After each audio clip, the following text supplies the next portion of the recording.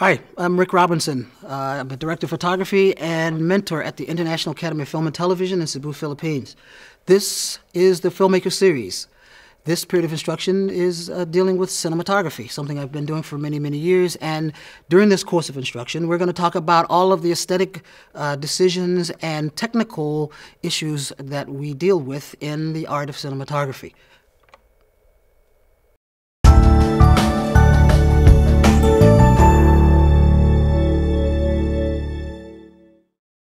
Cinematography is the art of capturing a series of still photographs, and the camera is the tool that the director and the cameraman has.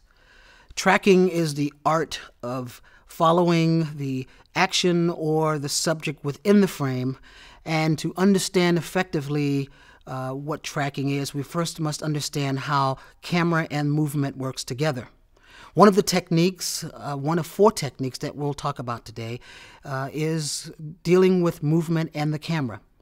The first is static camera and static subject.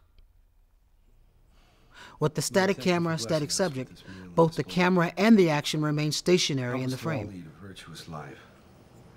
Forgive my girls their sins and help protect them from themselves. Amen. Amen. Pass the cheese. With the static camera moving subject, the camera remains stationary while the action moves within the frame.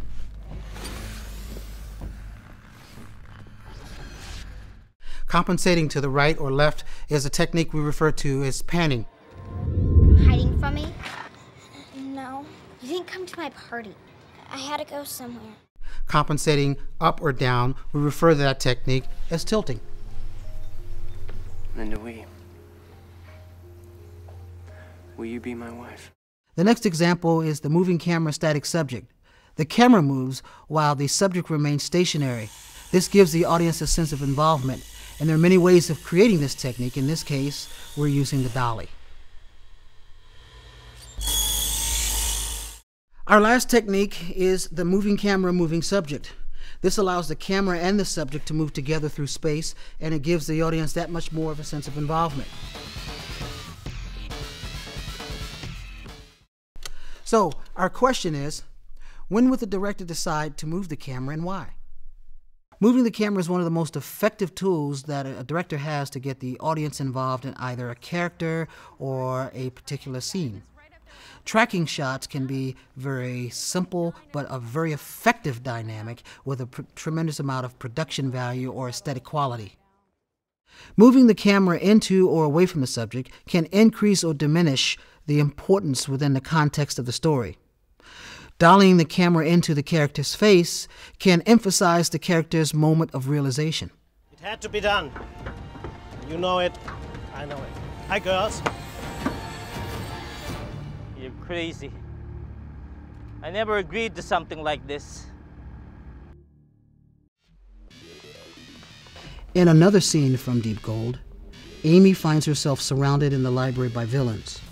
The 360-degree dolly enables the audience to feel a sense of what's about to happen.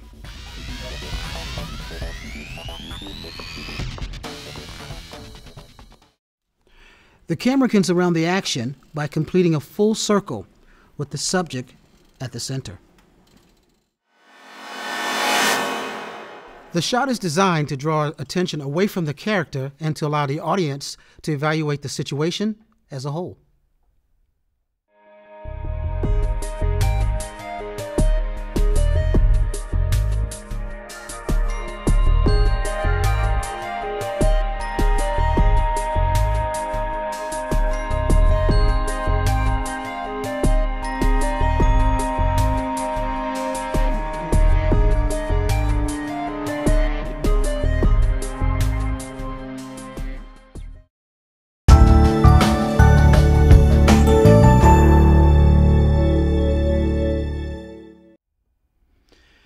Many directors are very unsure about the moving shot or tracking shot, and in many cases are very reluctant to use it because they're unfamiliar with the rules associated.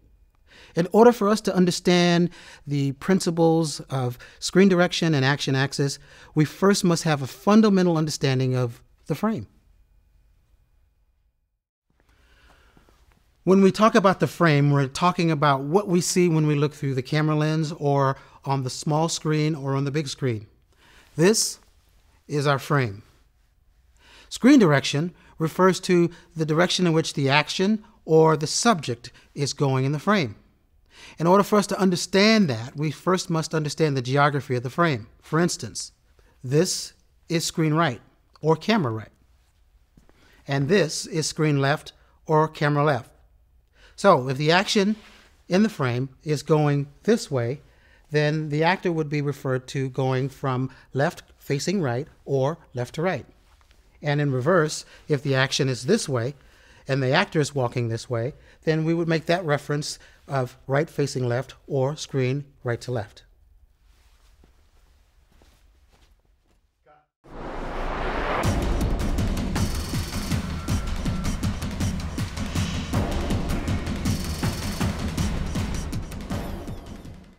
Now that we have a fundamental understanding of the frame, the action within the frame, and screen direction, let's look at some of the other principles that help us become better filmmakers. One of the principles I like to refer to is something called the 5 C's of cinematography. Now, the 5 C's is something that is not just limited to cinematographers, but directors and editors, and it's very helpful and useful information for people both in front of and behind the camera. The first C is continuity.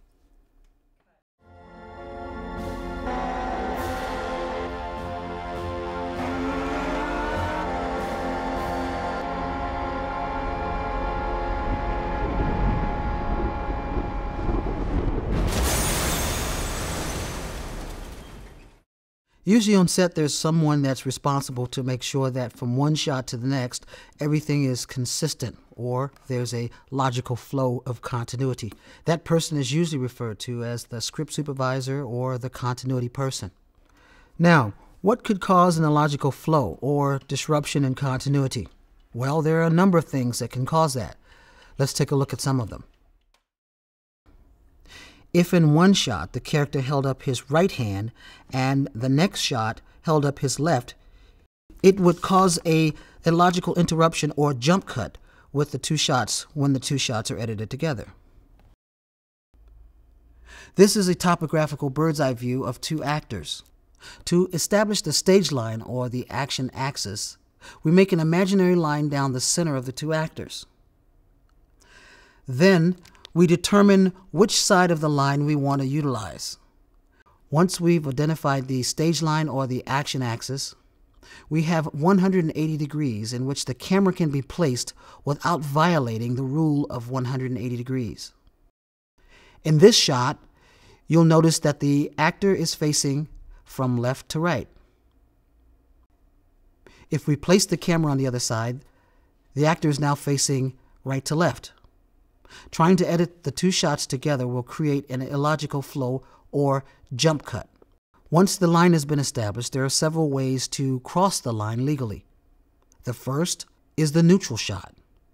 In a neutral shot, the subject walks directly to or away from the camera, establishing no direction. Using a close-up is another rule that is used to cross the line. Cutting away to another shot also allows you to cross the line legally. In this next sequence, see if you can identify where the break in continuity is.